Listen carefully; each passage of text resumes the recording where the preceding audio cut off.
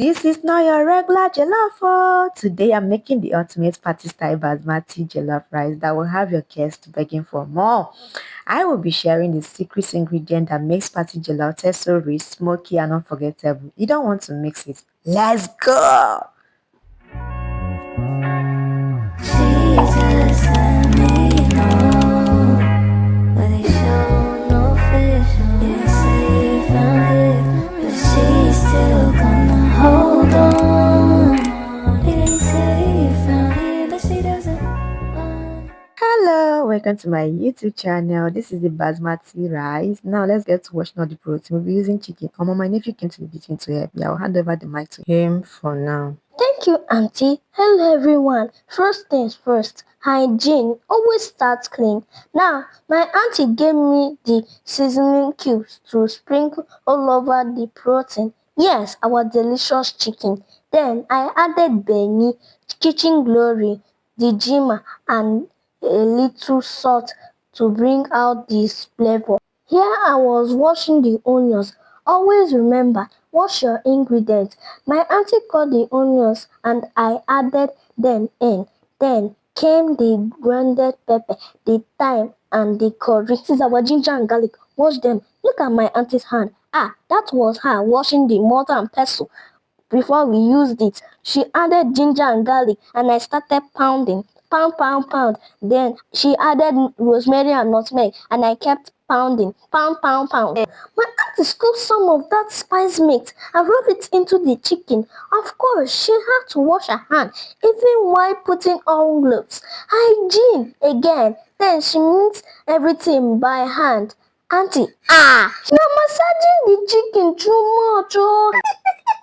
She washed off the ingredients in, covered the pot, light up the fire, and that's where the magic really started. I will hand over the mic back to my auntie. Alright, I'm back. This is our tomato and our shombe pepper. This was me washing it, and this is our chopping board. This was me raising the chopping board and the knife so I can start with the cutting.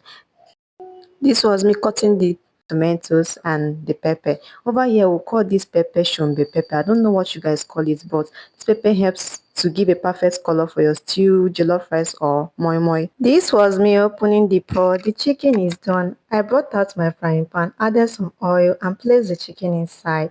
I started frying until it was perfectly golden. Once it was ready, I brought it out and placed it in a silver basket. Me, I must test this chicken. No. Next, I cut some butter and added it into an empty frying pan. As it melted, I drizzled in a little oil, then added curry powder and stirred well. After that, I added onions and kept stirring. Yeah, now came my tomatoes and pepper that I chopped.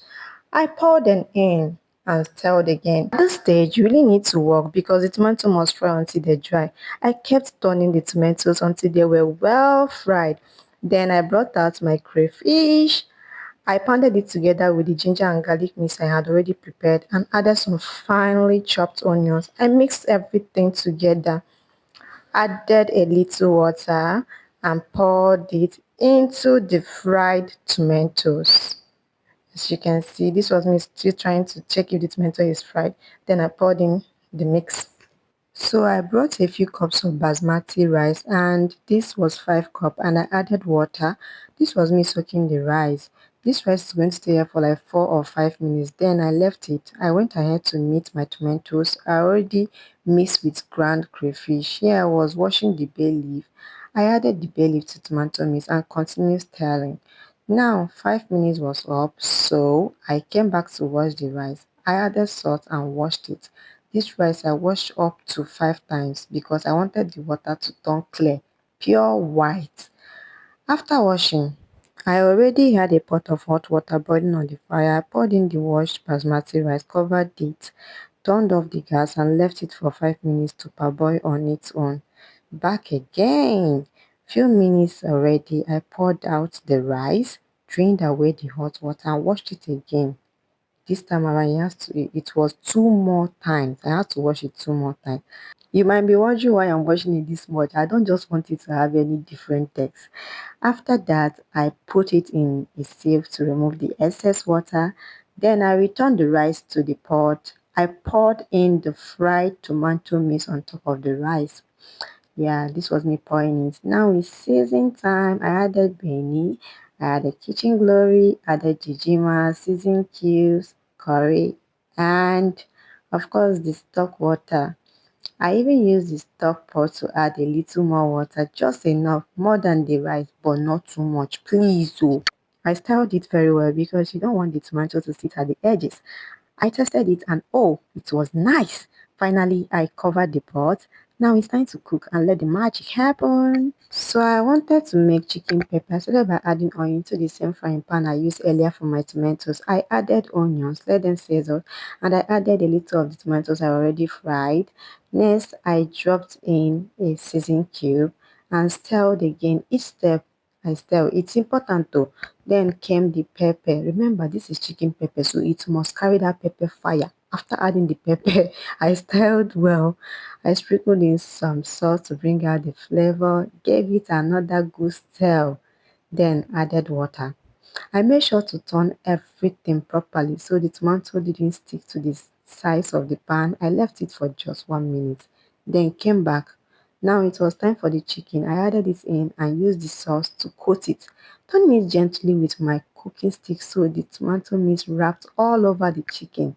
After about 3 minutes on the fire, it was ready. Our chicken pepper was done. Then I checked on my rice and it was boiling nicely. At the same time, I decided to fry some plantain. I poured in the oil. This was my already used oil. So first I sieved out the dirt. I left it to heat. Then added my sliced plantain. Frying, frying, frying. The kitchen smelled so good. The plantain turned golden brown, just the way I love it. I took it out carefully with my silver basket back to the rice. The water have gone down. That means it was almost done. Time to turn it gently. I used a native wooden turner, moving the rice from top to bottom. So it stayed fluffy and straight. No breaking, no bending, just perfect basmati grains. And that was it. Our delicious food was ready. Rice, chicken pepper, and fried plantain.